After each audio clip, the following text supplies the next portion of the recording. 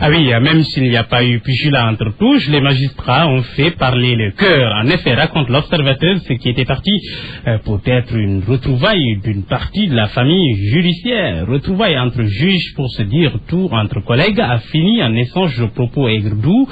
Passe d'armes entre Serigne Bassirou Gueye, le procureur de la République, et le président de la chambre correctionnelle, Elhadji Amadou Diouf, qui n'est personne d'autre que le juge qui a fait libérer la lionne du Waalo, Aïda Nyong. Mais comment cette affaire s'est-elle imposée comme sujet du jour? L'Observateur relève que c'est Elhadji Amadou Diouf lui-même qui a soulevé le lièvre et en pris la parole. Le juge a demandé des explications au procureur qui, souvenez-vous, jugeait la décision de relax troublante et illégale à travers un communiqué attribué au parquet. Surpris puisque n'étant pas inscrit sur la liste des orateurs poursuit le confrère Serigne Bassirou Gueye n'a pas eu d'autre choix que de répondre. Dans sa réponse, le maître des poursuites a rappelé que c'était une méprise. Le parquet à la tête duquel il est placé n'y était pour rien. Enquête note que pour éviter que les choses ne débordent, le procureur général et le premier président de la cour d'appel Demba Kandji sont intervenus.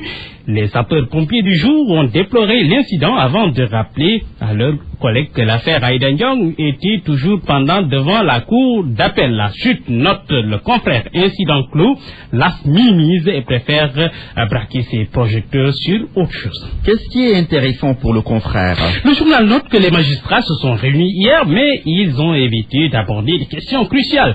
Un interlocuteur du journal juge qu'ils auraient pu aborder des questions de fond, telles la mise en parole de la Cour de répression de l'enrichissement illicite, la dernière sortie du président Macky Sall sur l'affaire Thomas Wali ou encore la question des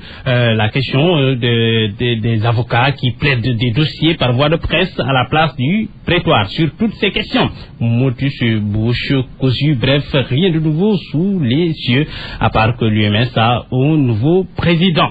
Le lecteur découvre le visage de Maguette Diop à la page 10 de l'Observateur. Le confrère relève que le nouveau président de l'UMS est assesseur à la Cour des répressions de l'enrichissement illicite CREI, aux côtés de son président Henri Grégoire Diop. Ces chantiers, il les décline.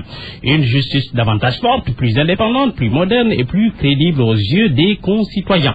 Quant au président sortant Abdou Aziz Seck, il vide son sac, toujours dans ce même journal. Il s'offusque de la révélation de documents judiciaires dans la presse, les PV et autres secrets d'instruction. Le ministre de la Justice, garde des Sceaux, Maître Sidiki Kaba, rappelle que seule une gestion transparente des carrières permettra, en tout cas, de mettre un terme aux contestations. Il confie en outre que le procès de Bassirou Faye se tiendra bien en octobre. Mohamed Ali Mouba, week-end macabre à Thiès, sont talibés égorgés, 2 autres éventrés. Oui, le titre barre la une du quotidien, Le Quotidien. Le confrère note que les gosses, ce sont les termes du journal, ont été taillés à la machette.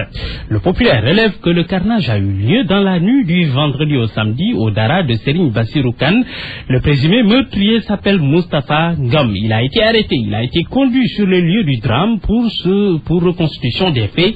Une descente à son domicile a permis à la police de saisir des coronets de chanvre indien et des bouteilles d'alcool. Et puis, à la une du Témoin, Matassi Diallo quitte Moustapha Niass. Question du confrère, grand parti tout en rouge, jusqu'où ira Malick Gakou. Merci, Mohamed Ali Mouba.